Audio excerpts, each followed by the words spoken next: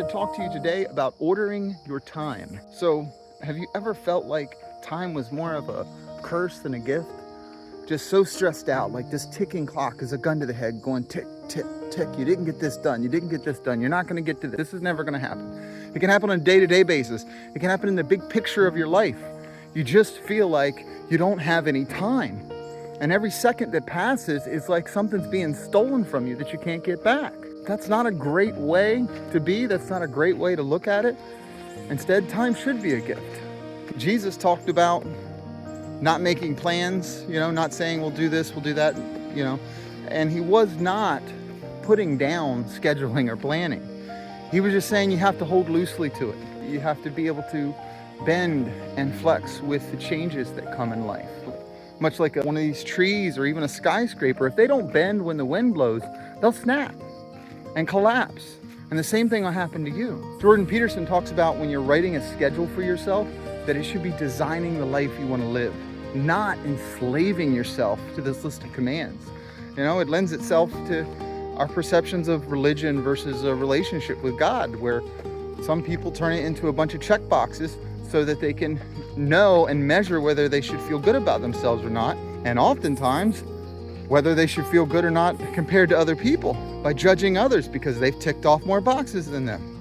All that's hoo-ha. It's a house of cards that will never last in the end. The truth is that ordering your time and finding time for things is about holiness, in my opinion. I'd even dare to say it's about romance. I'm not talking about the sweetheart kind. I'm talking about the romantics, like the poets back in the day, the romantic period. They romanticized things, right? They looked at life through a different lens. In the old Hebrew, the word holy just means to be set apart. You take something, you set this time, like the Sabbath, you set it apart, or you take this particular object and you set it apart and make it holy.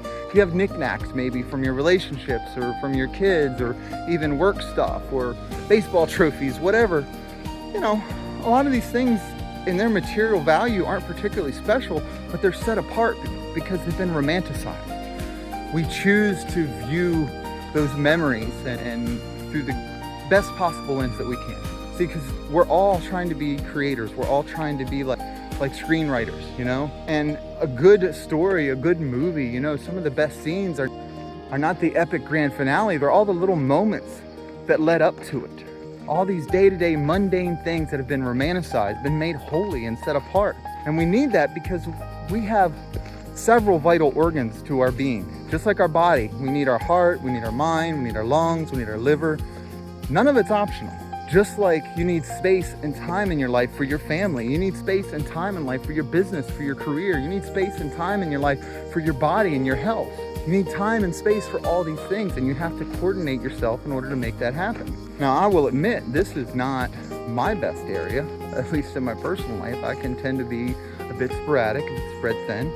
But when it comes to organizing events or weddings or, running shifts in a restaurant, I found that setting apart times to take care of certain things and making sure that they get checked off really makes things better. Now, it's not always going to go to plan. Like I say, you need to bend and you need to sway with things, but having that plan helps you to do the next thing. Because the feeling of chaos really kicks in, not because things are going crazy. People can handle crazy. It's kind of like the Joker in The Dark Knight is, as long as it goes to plan. As long as everything's on plan, and there's a truth to that, if you have this game plan in mind, even if it doesn't happen by the exact timetable you have, what's next, so you don't feel as lost and as chaotic because the next step, even if it didn't happen exactly the way you wanted. And that's where that romanticizing comes into play, where grace comes into play. Grace for yourself, grace for the moment. You can still mark something as holy in your heart of hearts and in your memory, even if it didn't go exactly the way you wanted. But you got to bounce back. Be a good screenwriter. Use the moment, use the things that go wrong, use the twists and turns. And sometimes those are going to turn out to be your most holy, most beautiful moments. Game changers, whether it's in relationship or in work life. When your heart is in the right space and you're prepared to make beauty out of ashes, look out, somebody, because some beautiful things can happen for you. So again, it's great to have a game plan, and it's great to make the mundane into something holy. One, to give you motivation to do it. in the original stars being cast into the sky, what did we do? We made stories out of them, because that's the human way. As psychology will tell you, we are narrative-driven creatures. We turn everything into a story. We need the story. A lot of times it's a negative story. You filter through those lenses. But you can do the other thing too. You can make everything beautiful. You can make everything holy, because the story's not over until you put the pen down, until you call cut.